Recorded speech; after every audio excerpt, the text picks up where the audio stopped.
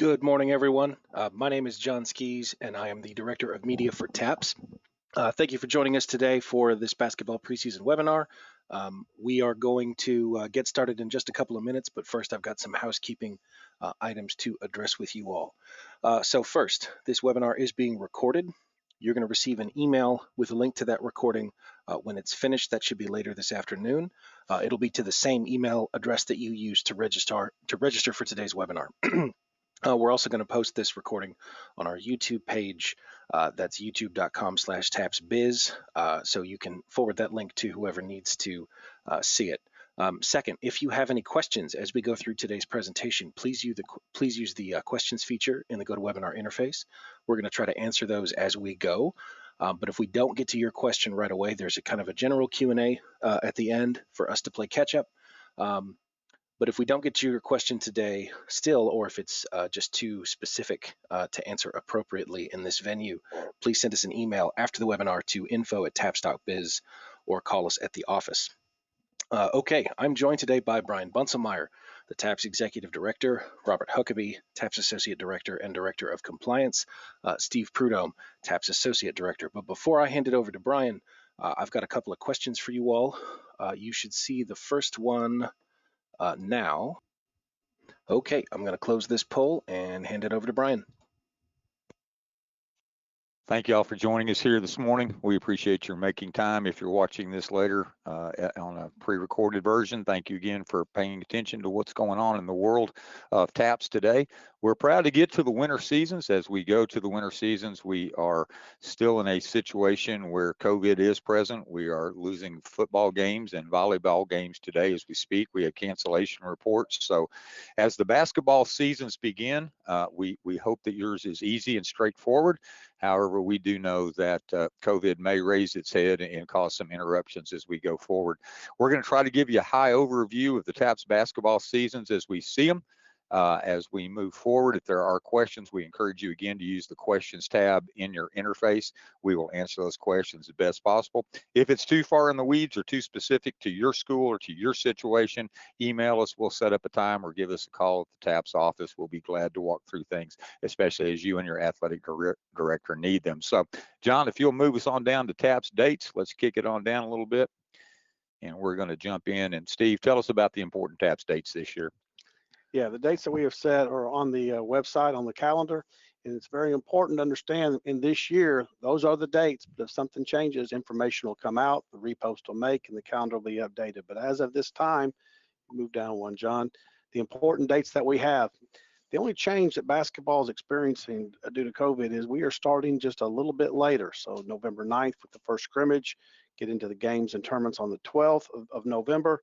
Certification is going to be February 17th. We'll get into by district, starting the first round of the playoffs on the 20th, and then the championship that first week of March, and our all-state selection meetings will be the next week. So again, if anything changes, we'll let you know. But if we do everything we're supposed to do, we want to have a great shot at getting through every single one of these dates. Now, Brian, talk to us a little bit about the brackets. As we go into brackets, those brackets will be posted next week. We haven't played a game yet, so we're on target to get those out prior to the first contest. We're going to do our very best to make sure that we include those that we can include into the playoffs. It may look a little different. John stepped down to that next one. 2020 is going to cause some changes, I'm sure, with travel and other things and teams entering the brackets. So as we're going through volleyball right now, once district is certified, our protocols are already out there. So if we get to the opportunity to play the playoffs, and we're hoping we do, then when we go into that bracket play, things may change once we get there. The brackets, again, will be out next week. If you see anything in there that doesn't make sense, like there's 2 District 2 third places in the bracket, please drop us a note. We didn't do it on purpose, and we don't expect you to play twice. So we just kind of want to keep things rocking and rolling. John, let's hit those other 2 poll questions, and then we'll jump into the rules. Okay, folks, we got last 2 questions for you today. We would like to know how many years have you been coaching at a TAPS school? All right, I'm going to close this one and we'll go back to the presentation. Brian? All right, thanks, John. This is Robert. We're going to jump into the rules. Just briefly touch on some rules and governance. The TAPS rules are our basics. That applies. Keep in mind that the TAPS rule applies to all interscholastic competitions. So that's all scrimmages, all games, all tournaments, non-district, district, postseason. We often hear things regarding eligibility and rules. Well, I didn't think that applied to anything but district games, but keep in mind all of the TAPS rules. In basketball, you can find those rules in beginning in section 150. We're not going to do it right now, John, but a little later in the presentation, we're going to jump to the website. Brian can show you where to find those.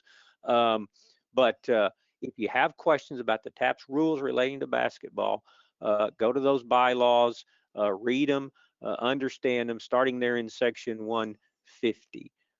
One of the things that I do want to cover, because it's important, is you guys have scheduled and will schedule and maybe have games that you'll miss and pick up, and you're looking at tournaments. Game limitations, John, if you can go to that one, section 150, that's where you can find your game limitations for basketball. 150 will remain in place during COVID. You can still play 22 games and 3 tournaments. That's your maximum limit if you can get those in. And yes, TAPS is allowing tournaments. We understand that the UIL is not allowing tournaments. I think they're trying to do some showcases and things like that, one-off games back to back, and not calling it a tournament and working around that a little bit to get some games in. But we are allowing tournaments, and that is up to your local control. Your school administration will make that decision of whether you're comfortable hosting tournaments and bringing multiple teams in to your facility. We do not have games per day or games per week restrictions in our rules. That's, again, local control. You can play 1, 2, 3, 4, 5 games a week if you can get that into your schedule and you can convince your administration that that's the best thing to do. But we do not have those limitations. Keep that in mind as you're scheduling games. And then in the event you have to reschedule games, if you need to double up and pick up some games, you do have that flexibility under the TAPS rules. And then when we move into the playoff, warm-up games will still be allowed per round. You're allowed 1 per round of the playoffs, and we still will be allowing that.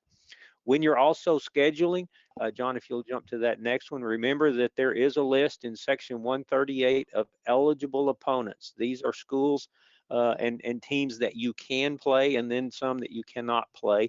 138 stays in place. You can play school-based programs. You can play homeschool programs.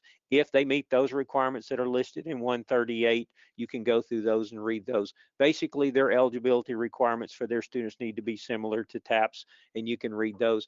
If you run into a school ever or a homeschool situation, you're not sure if it's an eligible opponent, reach out to us. We get those questions frequently. We can help research that for you and help you understand if that is an eligible opponent. You can certainly play schools that are in other affiliated leagues. You cannot play club teams, independent teams, or schools that happen to be members of non-approved leagues. Brian? Just to kind of reiterate that, we've had schools that were in TAPS recently that are no longer in TAPS, that they have moved to a different league or they're playing an independent schedule. So make sure you check to figure out who they are and who they're with. I would also jump out right here and say, if you are planning to play an out-of-state contest and you have not completed the application to do so, that must be approved prior to your play. Please send us that application.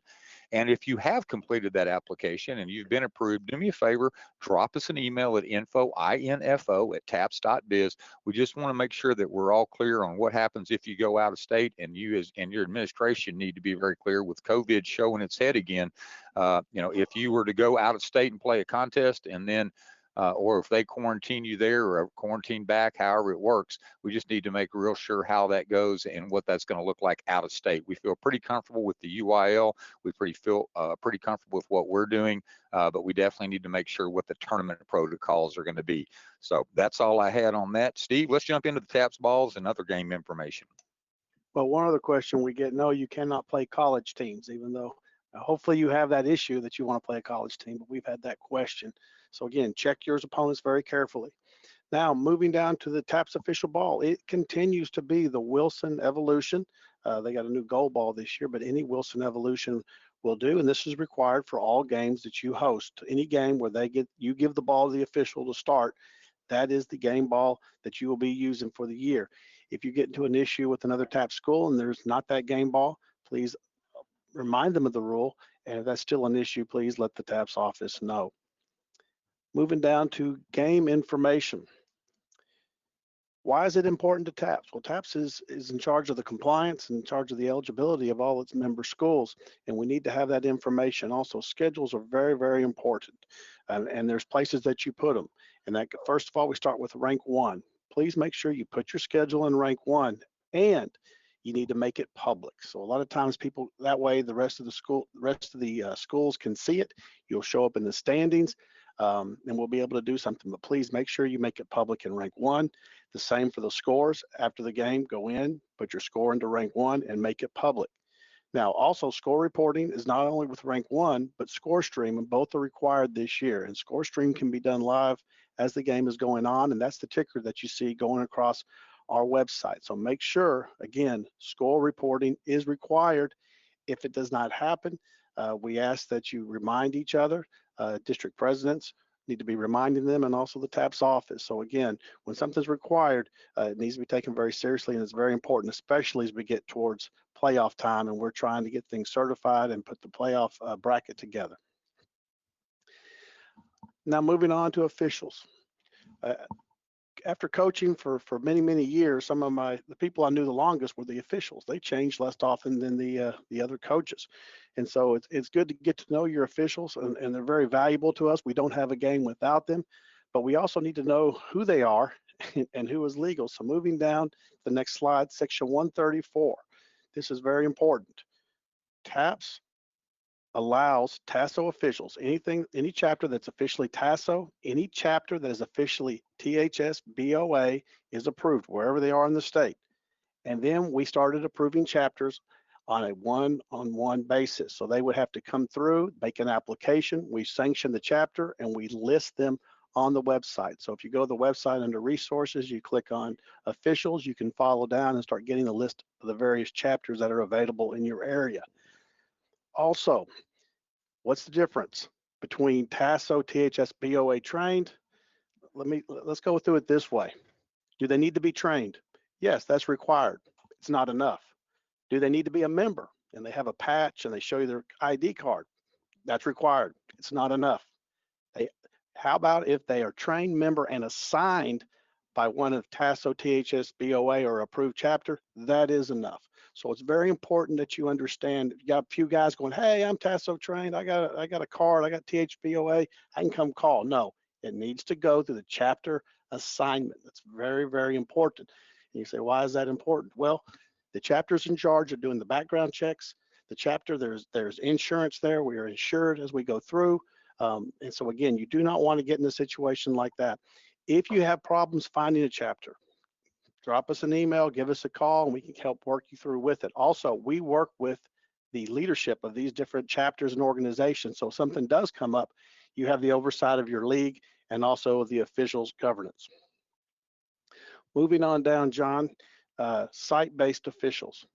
And usually this is in section 134, and usually this provided by the host school or the host site if it's a playoff game. They should not be high school or younger students for any high school level contest. You do not want a kid, and they might do a great job, but there's a lot of pressure there. There's people hollering. You want to make sure you have an adult in these positions for the official book and the clock operator, and especially this year with COVID. Let's go on to our NFHS rules and regulations. I'm going to hand it over to Robert. All right, Steve, we're going to pick up a couple of questions here that are related to eligible opponents and scheduling. Brian, help us out with these. Our district is planning on having a district tournament at the end of the year. We have several districts to do this. Does this count against our total number of games, the restriction on number of games? Help us out with that. I'm going to give you a quick answer and a long answer. The quick answer is no, it does not count against your game restrictions. You still have 22 plus 3 tournaments. Here's the long answer. In volleyball, we found that districts that had a tournament at the end and only played once, when COVID came to town and took out a couple of those teams or a couple of those games, now they had no opportunity to create that tournament the way they had it originally scheduled, and teams may not be able to participate. So as a district, if you're planning on having a tournament at the end of the year, me personally, I would highly discourage that and encourage you to have a double round robin as best possible, so you have the head-to-head scenarios. If you are going to do that, make sure you've already discussed what if teams can't come in. In other words, if the champion is 7-0 in the regular season, they've only played each other once, and now COVID takes them out of the district tournament, are we taking them out entirely? Are you ranking them the last place team? That doesn't seem quite to be the right way. So if you're going to have a district tournament at the end of the year, do us a favor. Give us a call at the TAPS office, 254-947-9268. Sorry, that went a little long, Robert. Okay, here's another one. There are some schools out there who are not in our organization. They are a part of a league that is not an eligible league for our schools. But some are so they're scheduling some of our schools, or trying to schedule our schools, and they are saying and or suggesting that, oh, we're really not a member of that league. We only participate in this tournament, or we're only in that league for one sport. Help our schools out with that one. If they're in the tournament for one sport, if they're only in a tournament, or if they're in that activity for one sport, they are considered part of that league, so they would not be eligible. The other side of that is, if they're saying they're only participating tournaments, then they're not a member of a league. Therefore, they're an independent, and they're not eligible on that round. So they're ineligible on 2 fronts. So as you look at schools, tournaments, as you look at schedules, do us a favor. If you see a school that you think might be in a problem, please have them contact the TAPS office. Do them a favor. It's much better for them to do that, to get ahead of the game, than to play an ineligible opponent. Steve? Yeah, and something I didn't mention with the officials was ejections and some of the rules that we have on that. If they come off the bench, put your hands, threat, whatever. Well, if you're playing a school that's not sanctioned and does not have any oversight, you're playing a school that can do whatever they want to. And again, we have very strict rules with the way we approach things, and we've had schools get into bad situations where there was a bench clearing brawl, or there was something that happened, and there was nobody to go to about that school. And while you had TAPS, or you have TASO, or somebody else. So it's very important that you have that oversight and that support. All right, thank you, Steve. Here's another one, Brian. What if there's a club team in a tournament that we didn't know about? Well, I will say, if you're going to a tournament, you need to know who's in the tournament, and club teams would definitely not be an eligible opponent in any way, shape, or form. So you need to inform that tournament organizer. If they have a club team, they should not. A secondary answer to that as well, if that is a TAP school that's hosting that tournament and they've invited a club team, you definitely need to invite them to call the TAPS office, 254-947-9268. Okay, one more while we're here on games and restrictions. We say you can play a maximum of 22 games in 3 tournaments, but you can trade games for tournaments. What is the total number of games we could play if we don't play any tournaments at all? You can trade them 2 for 1. So 2 tournaments, 2 games for 3 tournaments is 6. 22 and 6 is 28. Last time I checked. All right, let's move on to the rules. Let's jump back over to Rules right quick, I'll pick those up. We follow the NFHS rules for basketball for our season, and those can be found at the NFHS website. That's nfhs.org. You can go to that website. You can order a copy, and they'll send you the rule book. I think it's $7, $8, $10. It's not very much. An actual tool they came out with a few years ago we use here in the TAPS office is even more valuable than a hard copy rule book, is you can pay to have an app where you can download that rule book on your phone. So we have all of those rules on our phones when we go to events. It's a very handy thing.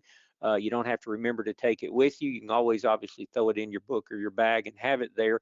But if you've got, we know everybody has a phone, everybody has apps on their phone. You can get that basketball rules app on your phone. And if you're ever at a game or ever have a situation, you have a question, you can pull that out and you have easy access to it. That's a very good tool. So we would suggest you look into that and do that. It's very affordable and it's a very good tool to have. There were a few changes this year. I'm not going to go through all those. I'm just going to highlight the NFHS 2020 changes to basketball. You can find those on their website as well. One that may be important when you're making subs and doing those things. There's a requirement there for the time that you have to do that. Don't play gamesmanship in that respect. They'll be keeping an eye on that. There's another one. If a coach is removed, this is a clarification, and there is no other coach or school personnel to step in when a coach has been removed from a game. The game at that point will be forfeited unless the state association determines otherwise. I will tell you that TAPS is that state association that will not determine otherwise. So have an assistant with you or have somebody who can step in. Otherwise, that will be a forfeit.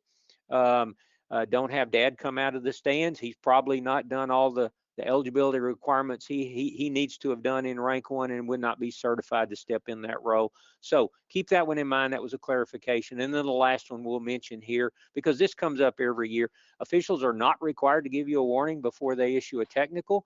And I'll tell you from experience, we have that question asked every year when we have coaches, unfortunately, who get 2 technicals, get ejected.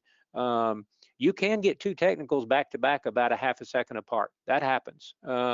It's the official's call as to what conduct is going on that would result in you being removed from the game. What's important to us is if you have been removed from the game, you've been removed. There is no argument that I didn't get a warning or I got 2 technicals back to back. If those lines have been crossed and you're dealing with that, we hope you're not, but if you are, keep those things in mind. Steve? And think about the warning as a courtesy, and they'll try to extend that courtesy, but there's some things that'll jump right over courtesy.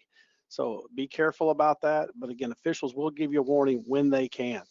All right, Steve, let's talk about eligibility a little bit. Well, that's our job here at the office, is to oversee the eligibility of our member schools, staff, and the students for participation and competition. So it's important that you get everything done, and our database system is rank 1.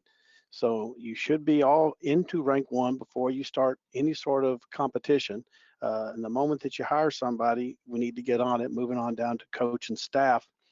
All your high school coaches, okay, varsity and sub-varsity, need to be in rank 1. They need to create a coach's profile. They need to complete all the information, make sure that we have good contact information in there, the acknowledgement of rules, which includes what we call scope. And again, you say, well, what's a coach? Well, we even define what a coach is in section 1. So that's one of the great sections of the bylaws. It gives you definitions of different things, but get everybody in there and have them listed and completed. Now, moving on to the students, make sure, and again, that we're talking to athletic directors, but as a head coach, and you need to make sure this is all done. So be working with your administrators, make sure that all the students have a student profile in rank 1. That'll cover the acknowledgement of rules. There's medical information with the medical history. They have to upload a physical.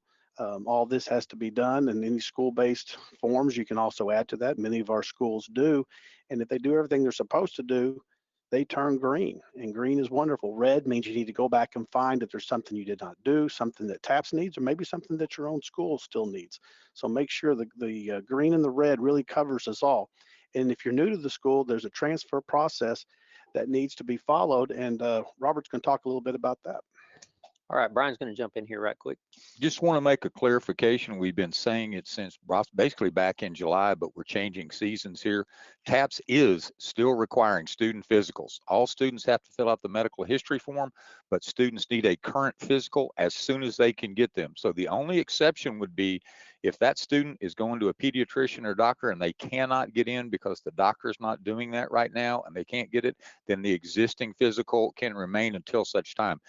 It's to protect the student, the parent, the school, the team, everyone, for them to have a physical. If something comes up, we all want to know about that ahead of time. And as a reminder, TAPS does not see those physicals. That's particularly in your database. So again, TAPS does require physical. If they haven't got it already, they definitely need to get it as soon as possible. Sorry, gentlemen, back to the program. All right, eligibility, high school students new to your school.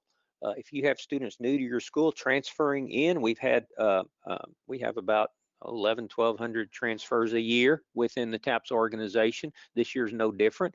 And there has been a little moving around this year with what's going on in all the schools around our state and parents making choices to move away from virtual in some instances. So we have had a lot of transfers this year, and we may have more throughout the year. As a coach, as an AD, keep in mind when that new face shows up as a part of rank 1, make sure you've got all that transfer paperwork in place.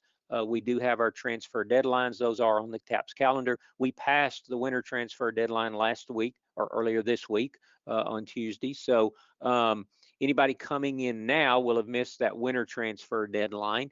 But if they came in earlier and they're just now participating, make sure you've got all that paperwork in place. Reach out to our office if you have any questions. Just an add-on, I checked with Coach Gunlock yesterday. We still have about 40 basketball players, male and female combined, that have not sent in their PAPF or have not completed that process. So go back and check your rank 1 account, check those students, look if the PAPF hadn't been sent in, or check your spam. If you've gotten an email from Delaney or from Coach Gunlock, please make sure you respond and get those PAPFs up. We want to make those students just as eligible as you do. So as soon as you can get that done, that'll help. All right, jumping to the next slide, student rosters in rank 1. You need to create your team. We've talked about coach eligibility. We've talked about student eligibility. Now we need you to create that roster, create your team, create your basketball team, build your roster, pull those students in rank 1 database over onto that roster so they're listed there. And like Steve mentioned earlier, as you pull them over, as all their forms are completed, those that TAPS requires, and then any you might require at your school as well, they will turn from red if they don't have all that in yet to green, and then they will be good to go. Like Steve mentioned, we're here to assist. If you have any rank 1 questions, if you have any questions about what you're seeing in there, reach out to our office. We can help you walk through that. info@taps.biz. That's our generic email here. It'll go to the right person immediately, and we can get on top of that as quick as we can. Brian, talk to us about communication. Communication is the best thing and the hardest thing to do well. So we're trying to do it well. We hope to achieve that goal. As far as rank 1 questions, if you struggle with it at all, please give us a call here as well, 254-947-9268 or info@taps.biz. Kelly and Rhonda are here to help walk you through as best they can. If they can't help you, we can sure get you to the rank 1 portal and let those folks help you. So jump down from communication channels. Let's look at it. We're going to go to the website. John, if you could pop over real quick to the website, if you've got that ability. When you go to the TAPS website, taps.biz, www.taps.biz, we've got several ways. We're going to let it spin a little bit. On the top right-hand corner, it says resources. John, just hover over it. That's where it has the bylaws. So you just don't go there, John, because it takes a while to load, but you'll just drop down on the bylaws. If you have questions about the TAPS rules, go there. John, if you go over there and click on athletics, the word just left of the TAPS logo on the top bar, scroll down to winter and click on basketball. If you see the basketball, once it loads, on the right-hand side is going to be the blog. So the last thing we have up there is going to start changing. You'll have the information to this webinar. You'll have game updates. So go bookmark the basketball page so that you can jump over there where it says blue frame. That's where we'll start jumping in on that. So again, if you've got TAPS Twitter, our TAPS Twitter account is TAPS Basketball. It's also showing up. So as you take pictures, as you do updates, please make sure hit us on that so that we can have it showing up on our website as well and our Twitter account. So TAPS Basketball is what we're using to promote our opportunity. John, if you'll scroll back up to the top of that page for me real quick. That score stream, you ask, why do we have to do score stream? That's why you have to do score stream right there. That's the latest updates on the scores as we go through. And that's a fan-based or a school-based app. So find someone that can help you do that. And then again, at the top up there, we have a scores recap through rank 1. Your standings, you'll just click on standings and go to the opportunity, and the brackets will be loaded up there where it says brackets. So John, let's go back to the presentation. When we send an email out or we send a rank 1 push out, we can only send it to those folks that are listed in rank 1. So if you're a head coach or an assistant coach in high school basketball, please make sure your account is active, that your email is correct. And again, our social media account is going to be TAPS Basketball. So the TAPS website, very important to get us there, very important to make things happen. The basketball page is going to be your home for as many things basketball as possible. It'll also have the championship information once we get that information posted. One of the big things that we're going to have to walk through today are health and safety protocols and our COVID protocols. So we're going to move to that right now. All right, thank you, Brian. Health and safety protocols in general. Our general health and safety section is section 142 of the bylaws. So if you go to 142, that's our general health and safety section. And then also this year, we've had to deal with the COVID-19 requirements and situations in creating protocols for conducting games and hosting championships, just like you've had to do at your school. While we were on the website just a few minutes ago, under that resources tab that Brian referred to, about the second item there says COVID information. So that's where we have all of our updates on our COVID-19 information, our protocols, requirements, frequently asked questions. All that information can be found there. So you can always go to our website. You can go over to that resources tab. Look at that drop down. The second one there is called COVID. Click on that and that will take you to a separate page that has all kinds of information there. A lot of what I'm going to be kind of hitting the highlights on in the next few slides will be found and can be found there. One of the most important things as we move through the season is what we've been doing already in the fall in all of our activities that already started is our COVID-19 communication. And what we're talking about here is the pregame communication that has to occur between the two schools that are going to play the game. So this is required. What we're about to discuss is required for all contests that are hosted by TAPS member schools. So if you're a TAPS member school, you're hosting a game, whether it's a scrimmage, non-district, district, or whatever, these are the protocols that are in place that we need you to follow.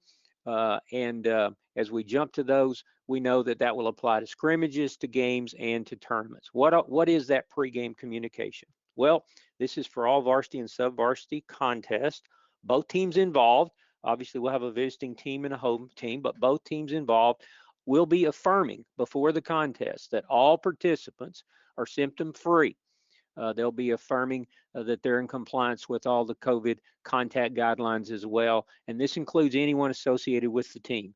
So if I'm the visiting team and I'm coming to your gym to play a game, I'm going to be attesting on the day of the game that my coaches, my participants, my players, all of my trainers, anybody that's coming with my group, I'm affirming that they are good to go. And we'll get to those details in a minute. If I'm the home team, I'm doing the same thing for the visiting team. I'm affirming that my coaches and participants are all good to go. But because I'm hosting the game and I've got other personnel there, I'm affirming that the table crew, those taking the tickets, those people that are going to come in contact with others, they're also COVID-free. And then the officials, the home team will have the responsibility to make sure to communicate with the officials. They'll be making similar affirmations on the day of the game. And for their benefit, they'll be expecting that both teams are doing the same. So that will be the pre-game communication. Both teams will communicate with each other that all the people that are there representing their school are good to go. And what is that affirmation that you're going to be making? Well, if I'm the coach and I've got my team and I'm coming to your place, I'm going to have all my staff, all my players, everybody that's associated with my team is going to go through what we call the self-screening conditions. You're going to be affirming at a minimum that you do not have the COVID symptoms, you're not lab confirmed or positive for COVID, and that you have not had any close contact with an individual who is. So that's the self-screening conditions. That's the affirmation that all the participants, all the fans coming in, everybody at a contest hosted by a TAPS member school, everybody there is making the affirmation that we are good to go. Some specific changes to basketball. How does it impact my program? Brian or Steve? Who's got this one? I think Brian's got this one. As we look at the program itself and some of the things you need to look at, you're going to have to take a step back, especially with your own COVID protocols. And what we're seeing in the volleyball world, I think, is going to impact the basketball world. If you're practicing your varsity and your JVs together, and highly encourage that for the competitive side of that. But then if one of them gets it, then they're all going down, and you're going to be shut down for whatever your protocol requires. So we want to make real sure that as we're going through there, that you've taken into account. That's really what we're trying to do, is leave you with that local control opportunity. We want you to have that opportunity to think through that. Travel as well. It's not just practice, but if you put your JV boys and girls and your varsity boys and girls, and they're all going in the same vehicle, you can come up with some serious problems if you get a positive result within that controls panel. For practice time, it's going to be local control, whatever your school determines as far as how long and when, but you also must be in keeping with the local, state, and national governance. So TAPS is going to tell you as far when we get into the game area and during the game and pregame and what your capacity is. And right now we're at the maximum of 50% capacity, what we have determined during volleyball that would carry over into basketball. Most of our gyms, if you do 6-foot distancing between folks that are attending, you're not going to get to 50%. It's going to be more like 30%. So 50% is where we are, and we continue. However, if your local diocese, if your school, or if your local health department or whoever indicates that you must go shorter than that and you can only have 20 or 25, you must follow that. So you can be more stringent. You can only let 2 per team in if that's what you want to do, but you need to make very sure both during practice and during games that those protocols are followed. Yeah, and it's also for the coaches, it's very important, is you need to get your house in order. And a lot of you have been doing this because you've already started getting ingrained your routines. There needs to be a formality. You need to be deliberate, organized, and you have to be able to have someone paying attention to what's going on as you go through this year, because it's going to take everybody pulling together to do that. So whether that's in practice or whether that's in the way that you're operating, traveling to the game, it is important that we're able to keep all this in order. And then if we go out to the tournaments, that's going to be even more of a demand. Brian? So as a reminder, all TAPS rules apply to all, Robert said it earlier, all scrimmages, all games, and all tournaments. So not only the COVID protocols, but all the TAPS rules, including section 138 and the hard thing of removal from a contest, all apply, whether it's a scrimmage, a game, or a tournament. So we're going to drop down to tournaments, John, real quick, and we're going to pick up one of the questions. One of the questions that was posed earlier today had to do with, can we play more than 2 games in a day? And the answer is no. You have a maximum of 2 games per day, whether it's a match set, whether it's a showcase, or whether it's a true tournament format. So again, showcase, matched opponent formats, or a traditional tournament setting. One thing I do want to, and we need to hit this, and we need to hit it hard, and I don't think we hit it hard enough in volleyball. So we're going to try to give you a little more direction. If you're hosting a tournament, it is your responsibility from each school to get those daily affirmations of COVID compliance. It's your responsibility to get with the officials for COVID compliance. If during your home games, you're requiring the JV play and then you empty the Coliseum or whatever, and then you bring in your varsity, those same rules are going to apply to your tournament. So whatever rules you have in place for your general games, you're going to also have to have in place for your tournament games. This is going to make hosting a tournament a dang sight harder than it used to be. It's not just show up and play. And again, tournaments that I hosted and I participated in, the students would go sit up in the stands. Every team had their little area. They're going to need to have their mask on when they're not performing. So they're going to be up in the stands with their mask on, etc. So again, if you're hosting tournaments and you have questions concerning tournaments, please make sure you reach out to us. And again, if you're hosting the tournament, it's your job to make sure all of the teams coming meet the TAPS requirements, which would include, you cannot include people that are playing independent. They're not associated with the league. They can't be in a league that's not approved by TAPS, and they can't be somebody that's under suspension from TAPS. So Steve, a little more to add? Yeah, being a game administrator is required. It is necessary. It is important. The game administrator is the person, or site administrator is the person responsible for enforcing COVID and overseeing the whole process. The officials are not the person who's going to say, I need that person with a mask. They need to be social distance. We ask the officials to give us any incident reports that happen. But again, we need everybody working hard. But that game administrator is crucial to what's going to be going on this year and getting us through that year. Hand over to you, Robert. All right, Steve, thank you. As we look toward our contest, our pregame protocols, we've talked about all the communication that has to occur between the schools, but as we look at our pregame protocols, we look at the playing area. And we know that all of you, we've talked to many of you, have your school protocols in place for all the cleaning, the disinfecting, the social distancing, all those kind of things that you do at your school. Same thing would be expected with regard to the playing area of the contest. The area needs to be cleaned and disinfected. You need to be following your school protocols that you already have in place. The bench area, the same, needs to be clean and disinfected. Social distance the bench seating area as best you can. We understand if we have 230 different gyms in TAPS, there are 230 different possible configurations and sizes. So we understand that you do have some limitations. Manage those as best you can, consistent with what you're doing at your school with regard to cleaning, disinfecting, and social distancing. And then the scores table, this is a big deal. We've dealt with this some in volleyball already this year. It needs to be clean and disinfected. You're going to be interacting with the officials. Follow your school-based protocols there and help us as you go through that. The officials pregame meeting, TASO and THSBOA and any other approved TAPS chapters have spent an inordinate amount of time going through how they're going to handle protocols, what they're going to do. They are independent contractors.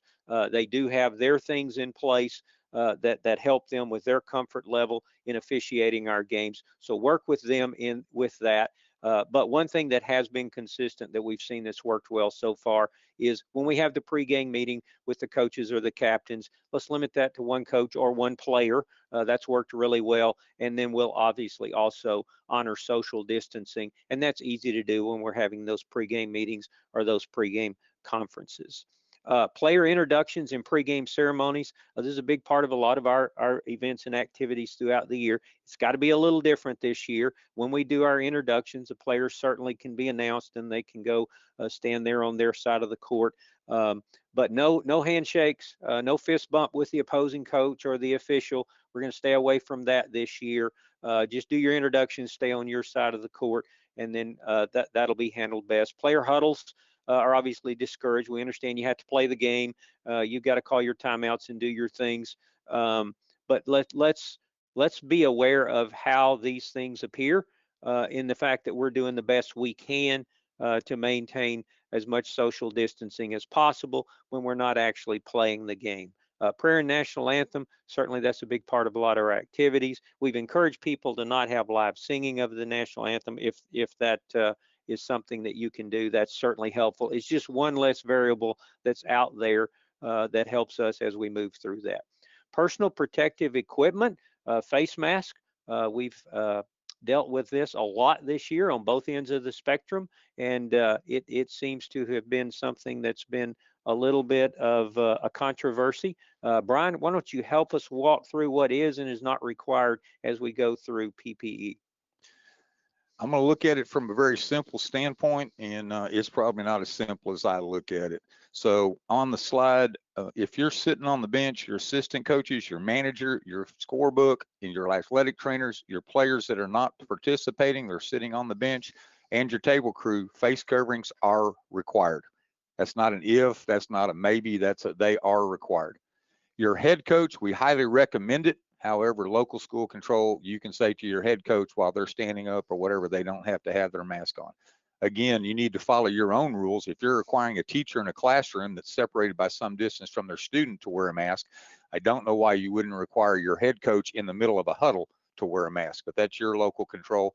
Officials, I think most of them are going to wear them, but that is recommended. You need to work through that with your chapter that's assigning. For your players, you control your players, whether they wear a mask when they're warming up, whether both pregame and halftime and during the game. If you desire for your players to wear a mask, then you may require that. However, You can only control your team. The other team controls their team. So your rules apply to your students and your coaches. The other team's rules apply to theirs during pregame, halftime, and during the contest on whether or not they wear face coverings or not. All right, thank you, Brian. And if you have questions about that, reach out to us. We've had many conversations about this, and we've helped people work through this. Moving on to our next is uniform allowances. There are a couple of allowances that are in existence this year because of COVID. You are allowed to wear long sleeves or long pants if you choose. We've had a little bit of that in some of our sports already. That's something that will be allowed. Those undergarments, if you wear them under your uniform, they must be a single color, and they must be the color that's the dominant color of the uniform top. Okay, Brian? And Robert, I would say if you're planning on wearing the long sleeves, the long pants, the non-traditional, if it makes you feel better, drop us an email at info@taps.biz. We can definitely give you the okay to do that, and you can have that to show the game officials just in case they ask. All right, Steve, talk about game balls. Well, the game balls need to be kept sanitized as possible, whether it's in the pregame, during timeouts, between quarters. They ask that the game balls be sanitized. We do, and the officials do as well. So make sure that you're doing that. Also, you need to be a little bit like a kindergarten teacher in the way that we approach this. We need to wash our hands, sanitize our hands at every opportunity. So when the players are coming to the bench, substitutions, timeout, quarter breaks, we need to have some of that sanitizer there and do the best we can, again, to mitigate risk whenever and wherever we can. The table crew, site-based officials, they need to be self-screened. This goes for clock, scoreboard, official book, announcer. We're not allowing any other personnel to be at the table. The visiting score bookkeeper needs to sit on their bench or away from that table. There needs to be social distancing as much as possible, so you know your facility, you know how much room that you have. It's very important that we do that. You can drop down one more, John. It's very important that we are aware of our space and we're aware of the facility that we have and keep the social distancing at a max. Moving down to post-game, things change and kids forget. It's almost so natural when the game is over that we're going to kind of come together, shake hands, and do all that. Go down one more, John. When the game is over, we can wave, say good game, but it kind of need to be like the 90s Detroit Pistons and kind of walk away after the game. So player personnel shall not cross sides of the court. Players and coaches should wear face masks, practice social distancing. There's no physical interaction. And again, keep the social distancing where you are as you're leaving. Be aware of your surroundings. Be aware of where the crowd is, because I know the crowd walks out and they walk out the same place you're walking out into the locker room. So try to maintain that as best you can. Again, it's very irregular. It's different, but it's something that's important for what we're trying to accomplish here, which is to mitigate risk and get through COVID. Robert? All right, Steve, we're going to grab a couple of questions here. Here's one. What is recommended we do if TAP's opposing school is not wearing face coverings on the bench at all? Brian? If you're the host school, then you should have a game administrator, and that game administrator at the quarter break or at the halftime should go have that discussion with the other school's game administrator or head coach, inform them of the TAP's rules, and ask them to be in compliance. If they refuse, it's time for you to email TAPS the next day, inform us of the school, the coach, and we will be glad to take the next step from there. And this is something we discussed earlier. Regardless of your opponent, whether they're a TAP school or not, these conversations should have occurred before the game was ever played. Whether you're hosting the game and following our protocols, or you might be going to another school, to another team, this is just a year where a conversation has to occur before every game between the two schools to make sure everybody's on the same page with what the protocols are and that everybody agrees to follow those. And that's true for a solo game, a match game, a contest of any kind, or a tournament. You need to know the rules before you get there and then follow those rules. All right, we got a couple more that are similar here, Brian. Do players have to wear their mask when they're exiting the game sitting on the bench? And does a player in a game on the bench that's catching their breath, is it recommended that they have to wear a mask at that time as well? As soon as they recover, and once they're going to be there a while, they need to put the mask on. Obviously, if you're just switching somebody out to talk with them, have a brief conversation and shove them back in, they wouldn't have to wear their mask while there. But that should be very quick and very good to go. Here's another one that's similar to conducting a game and protocols. Should we put out a water keg or require teams to bring their own water bottles? I would always encourage everyone to bring their own water bottles. We'll talk about it a little bit later at the TAPS Championship, but we're not going to provide water. And as far as water bottles are disposable, that's truly what your own school protocol would be. All right, let's move back to our, you going to grab another Yeah, question here? let's catch this one last question. So the question becomes, if team A says, I have to wear a mask and we're going to wear a mask on the court, and team B says, I'm not going to wear a mask, that's fine. If both teams say we're not wearing a mask on the court, that's fine as well. If one team says, I have to wear a mask and you have to wear a mask or I can't play you, then that becomes a no contest. So the school that requires masks for both their team and the other is at the mercy of that second school as to whether or not they want to wear a mask while participating or not. If the second school does not wish to wear a mask, they do not have to. So your rules for mask concern your players, their school concerns their players. So I think that's a good basketball. Again, we talked about game administrators. We threw that out there earlier. Remember, in all district and post-district games, then you would have to have a game administrator for both. In non-district, it's only required that the home team have a game administrator. And we had another question again come back about 2 games per day. 2 games per day is still in the TAPS bylaws. It's been there for a long time. It's section 150, part 3, part C. So it's not one of those that's going to jump out at you and have a big bold print, but you are restricted to 2 games per day in all tournament play or match sets. Okay, let's jump on and go to the next one, Robert. Okay, I think we're down to travel. Brian? For travel, it's local control as to what bus, how many you can put on a bus. We have no restrictions as far as travel. I will tell you, having listened to the volleyball, the team tennis, the fall band, and the cross-country coaches, just be aware that not every fast food place is going to let you walk in and eat, in restaurants, etc. Follow your rules, follow their rules. That's what we're going to try to be good guests when we go somewhere. And then as we jump on down to fans, if wearing a mask on the court wasn't the most controversial topic we've dealt with so far this year, Robert, I think the fans would be. So here's what we're requiring. The capacity limit is set by TAPS. That is 50% at the present time. Every 2 weeks, we will continue to send out additional information. So do know that that will be coming out to athletic directors, and we'll also be seeing it to basketball coaches now that basketball has begun. So right now, the maximum capacity is 50%. Others may be a little more strict, or you may not be able to get doing 6 feet apart that in.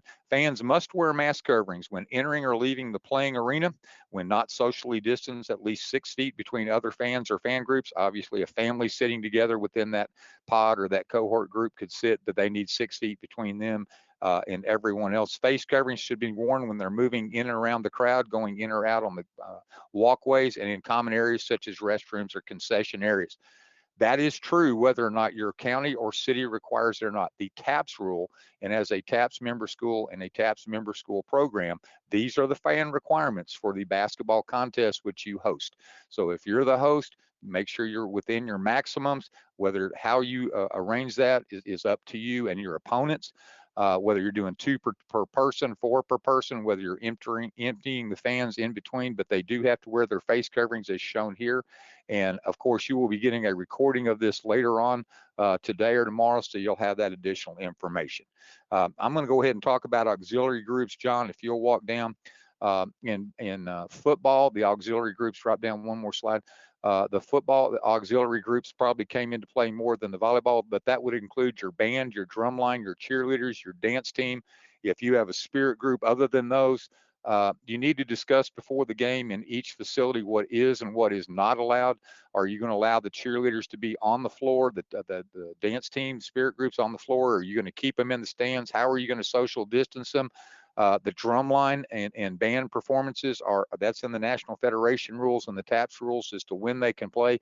Auxiliary groups is going to be a big issue because it adds more folks to the mix than just your basketball teams that are on the court and the officials. So be very judicious in who you allow and how you allow them. We definitely know that adds to the fan environment, but you need to discuss it. And if you're going to allow your cheerleaders to be down there, And if you're going to allow your drum line to play, I think you definitely need to take a good look at letting your visitor do the same thing.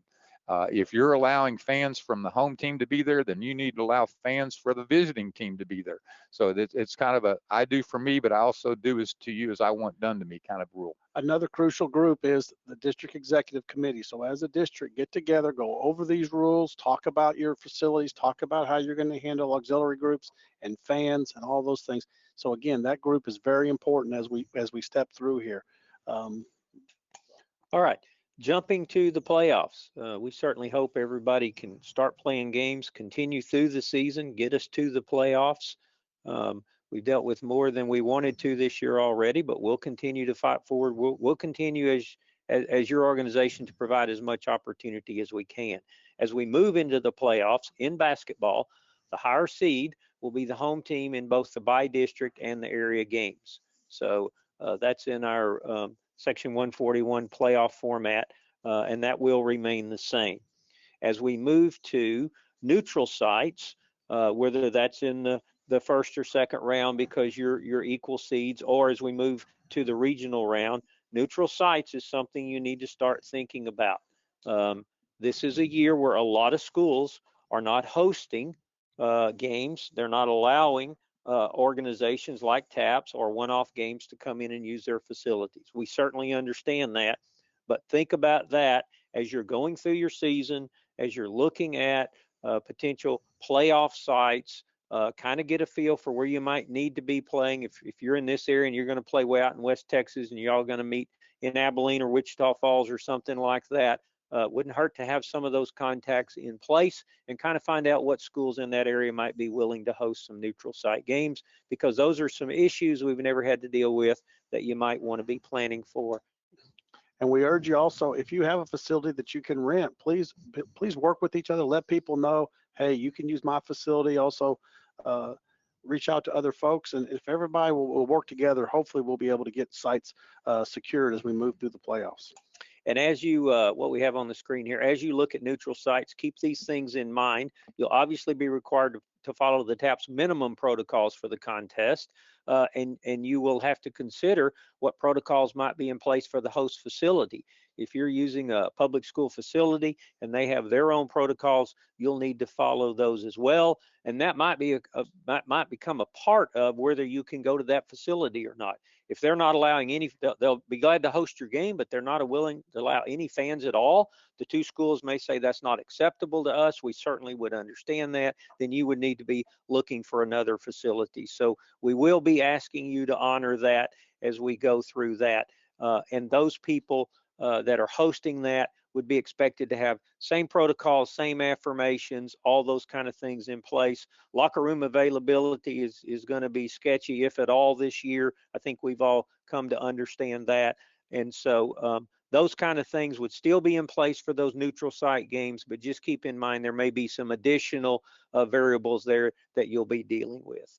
Brian, do we have some questions at this point? Yes, we do. Let's warm up sides. We're not changing the NFHS rules. We'll still warm up on the side that you're going to shoot in both quarters. What, as a reminder, National Federation does not allow you to run around the whole gym. You can only go to your side. So make sure, and during the shoot around, you're not allowed, if the other team's not out there, to go to the other side. So none of those rules have changed. It's just kind of a weird coincidence that they come into play really good during COVID, that you get to your warm-up side, you stay on your warm-up side, and you do that. Even at halftime when you come out, you're not allowed to shoot on the whole court. That's still the same National Federation rule. You only shoot on your side. Can districts override TAPS COVID restrictions? So one of those things, the districts need to have a meeting this year more than ever before to settle how the games are going to be played. What happens if someone has to miss district games? Are we going to force somebody to play 3 games a week or 4 games a week? How are we going to work those through? Those all need to be worked out. Those are all things the district can do. If the district says we will play 3 games a week and catch them up, we should. Just like in soccer or baseball, we say as soon as the weather frees up, get out there and go play. So that is something that the district actually not only can they do, they should do. Face mask, we have, whether they match the uniform, there is no National Federation rule on face mask. One of the things that has come up several times and has come up to us as well, is what if someone says that they are medically exempt from wearing a face mask? That's kind of like the service dog. In my mind, you're able to say, let me see that certificate, let me see that doctor's note if they have that. However, if they're not going to wear a mask, they do need to be 6 foot socially distanced from everybody else. So them not wearing a mask does not exempt they may be exempted from wearing a mask. They are not exempted from being socially distanced throughout the contest. And so again, is a fan required to wear a mask in a gym is not an easy question. They wear it when they come in and out. They wear it when they go to the concessions. They wear it when they go to the bathroom. They wear it when they're getting to the seat. When they sit down, if they're more than 6 foot socially distanced from the folks around them, they may take that mask off. If they're not socially distanced by more than 6 foot, then they need to keep it on. So depending on your gym configurations and what you can and can't handle, that's what we have to do. So I think the big concerns right now as we go forward is folks, and it's not you, it's not our coaches, it's more the fan base that you deal with. They're asking for an awful lot of things that have to do with masks, and I don't know why it is, but that's one of the things that's going. But if you have questions as you go forward and we can help, we're definitely here to do so. And remember that one of the COVID protocols is that when fans either purchase a ticket or enter, they are testifying that they are COVID free. So we will have that information where you can post it in your gym. You should have probably already had it up for volleyball matches. If you haven't been playing volleyball or football or fall soccer, you can definitely request that language from us. Robert? All right. Looking toward the TAPS championships and the events we'll be hosting. Brian, visit with us about some of the expectations that our listeners can have when they move to our championships. Again, I think it's a good protocol to have both for us and for you. Players and other game personnel not on the court need to wear their mask as soon as possible if they're coming off the court. Head coaches are highly encouraged to wear them, but that would be your local protocol. Locker rooms, this is probably not the year to have everybody have a locker room to be able to take a shower, so we can't allow showers where we are. The bathroom should be available. The locker room is more of a meeting place. And on the sideline, TAPS will not provide water. We will try to provide a place for you to fill your containers. Coolers with ice in our facilities will not be allowed on the playing area or bench. All you have to do is go to that game or tournament and have somebody drop their cooler or their ice or whatever, and now you spend 10 minutes cleaning up that spill. So remember that those things will not be allowed on the sidelines. For TAPS, and I know for our schools, if you drop one, John, we will be live streaming all of our contests. We know that limited attendance is always a possibility. Like I said, 50% is high right now. If the COVID numbers keep going where they are, we may have to reduce that back to 25. We're not doing that yet, but it's always out there. There's probably going to be a longer time between contests, so warm-up time will be a premium. As we sanitize the contest, we'll be moving fans in and out, which we've never done before. And then the pre and post game introductions and awards, especially at our level, will look a little different. But at the same time, the introductions at your games will look a little different. You're not going to do the fist bumps or the handshakes with the officials and the opposing team. You're just going to come straight on out. Same thing would be true for the awards. So just a couple of ideas there to help you with what we're going to do, if that helps you with what your world's going to look like. All right, stoppage of play. We've had some in our fall events. We anticipate we'll have some as well throughout the rest of the year. Talk about that, Brian, would you? In the short-term stoppage of play, if you can't play and it goes on down the road, those games become no contest. If you can make them up, you're certainly welcome to make them up. I think most folks are looking at it. If I've got to be out for 2 weeks of COVID, I probably want to have a couple of practices before I go back to play, but that would certainly be your local control. If we drop down one more, if a team cannot play a contest or contest for non-district opponents, then in the non-district world, those games go away as no contest and you keep moving forward. I would not reschedule those based on what we have. You can, but I personally would not. What if you cannot play a contest or contest during the district season? Again, they initially go to becoming a no contest. Your district executive committee should determine, are those games to be made up? If so, when should they be made up? And at what point are they not going to be made? In other words, if I miss my first 2 district opponents in a 6-week district season, I might be able to catch those up later on. If I miss district opponents week 5 of a 6-week district season, at that point, there's a chance that I will not have it. If you've set your district schedule, we're not moving the district certification deadline. I would, for this year, extremely encourage you to have some season gap at the back end. And I think we would all agree that having the ability to make up a play-in game, make up a seeding game, or just make up a game that's important is going to be extremely important. So if you're planning on playing right up to district certification, you probably need to get together as a district executive committee and relook at that and try to make sure that you have some gap at the end just in case something occurs. Why would games be considered a no contest? John dropped down instead of a forfeit. A forfeit is a game not played, and according to TAP's rules, that takes you out of the playoffs if you had that opportunity. And this COVID year, it really is a no contest. You didn't decide to not play it just to not play it. It's a no contest if COVID is the reason you're not playing. If you choose, I have 12 girls or 12 boys on the team and 3 of them are sick and they're out, but I have 9 left and you choose to not play that, that's not a COVID reason. That's unless they're quarantined or the team's quarantined. So your team personnel grouping, or I don't want to travel, or some of those deals, if it's not COVID related and you can't convince the TAPS office staff that it's COVID related, or the district executive committee that's COVID related, that would be a forfeit. So there's COVID, I've got COVID, we've got a positive test on my team, I have to shut down for 2 weeks, I can't play those games, that's a no contest. Anything else would more likely than not be considered a forfeit. Robert, talk just a little bit about what happens once we go to district certification and then hit the playoffs.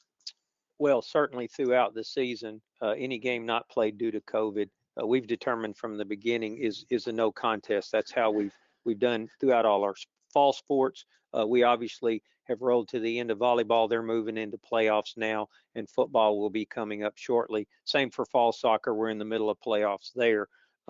It seemed to work well in terms of giving our schools an opportunity to play as many games as they can, to pick up games that are lost, to fight through the season and play those games. We do not feel that a school hit by COVID, in this situation, they should be given every opportunity to play those games. If we get to the end of the district season and we get up against certification and some of those games weren't played, the volleyball coaches, the football coaches are dealing with it now, fall soccer dealt with it. It will be up to that district committee to determine the order of finish in their district based on the games that were played. So we're giving all of our schools the best opportunity to continue to play through the season as best they can. And then at the end, the district will certify the correct order of finish based on the games that were played, and those that are related to COVID will not be considered a forfeit. And in answer to the question earlier, the district cannot get together and override the TAPS policy in that respect. Brian? I would also add that as you go through your district season, it's still a no contest. When we get to the playoffs, things do change. That information was sent to schools last week. It will be posted a couple of more times, but if you go to taps.biz, you click on the resources tab, you drop down to COVID, you will find those COVID protocols there. So as you prepare for your district executive committee meeting, as far as what will happen and going forward in the playoffs, there's been several questions about how many teams are going to make it to the playoffs. Folks, that's not a question for this webinar. We're trying to get you started in your season. The playoffs come down the road, and we'll discuss that as we get farther into the season. Check your emails, check www.taps.biz, click on athletics, click on basketball, make sure you follow on the blog there. Sorry, Robert, I kind of interrupted your train of thought. No, that's good. Once we move to the playoffs, if a team cannot play for any reason, including COVID, that will be a forfeit. And the way we explained it to people, and people seem to understand when you say it this way, once we get to the playoffs, in each round of the playoffs, we have to have a winner and a loser. It can no longer be a no contest once we move into the playoffs. We've had this happen a couple of times already in volleyball. We have some teams that qualified. They got hit by COVID at the last minute. They're quarantined under their school policy for however long that is. For a lot of them, it's 14 days. And so they're literally unable to move through the playoffs. That's an unfortunate situation. We hate it when that happens, but in having those discussions with everyone, they do understand the playoffs have to proceed, and we have to move on through in that form. So no contest as you go throughout the season. Once we get to the playoffs, that does have to shift and change. And you could be, I can tell you from visiting with schools, we have schools affected by COVID right now that at the beginning of the year, we're thinking, hey, it's not in my area, we're not affected. It's affecting a lot of people, some more than others. And we certainly are pulling for everyone to play through the season, do the best they can. And what we have in place is here to assist you as you go through that. And into the Final Four, we've already discussed how that policy, again, taps.biz, click on resources, click on COVID protocols, or someone to not be able to make it through the Final Four. That's also discussed. So those plans are already out there. Encourage you to go look at them if you're thinking about being a Final Four contestant. And I hope you are. I hope everybody has that plan this early in the year with no games being played. Robert, we're going to finish up with any questions that you happen to have over there. What do we have that we need to address before we bail out of here? We have a couple that are related to just in general. What happens if a player is COVID positive? Does that mean both teams are quarantined? Each school is responsible for their own school, their own personnel, their own players. Okay. Additionally, as a reminder, there's been questions about, do I have to go get a test or what do I have to do? The TAPS bylaws that have given way to the TAPS protocol. The TAPS protocol requires a doctor's release prior to coming back. So if a student tests positive and they are, whatever your protocol requires, they're quarantined, they go home, they can't come back, whatever your protocol that you're using with all students still applies. But in order to come back and participate in TAPS athletic contest or fine art contest, they must have a doctor's release to return to play or return to participation. And that requirement is similar to any other situation we have with regard to health and safety. A serious injury, returning after a surgery or a concussion, you got to be cleared by a doctor to return participation, and we're treating COVID in the exact same situation. All right, I don't see any other. We may have missed a few questions. Sorry if we did. I think we tried to get, just so you know, we get a whole lot of questions during these webinars, and we can't get to every one of them. We do try to catch them by groups, and we do try to catch them and answer it as best we can. If you have questions that we did not get to, did not answer, or you think of other questions later, always reach out to our office, info@taps.biz. That's our email here. And then the phone number is 254-947-9268. We're here to assist. We'll help you walk through any questions, any issues, any concerns you have. And with that, Brian, close it out for us. Before John gives you the final role from the media director, I just want to thank you again for being here today. Thank you for your concern for your students and for your fans and for everyone associated with your programs.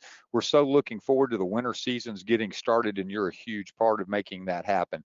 Again, we're here to assist as we go forward.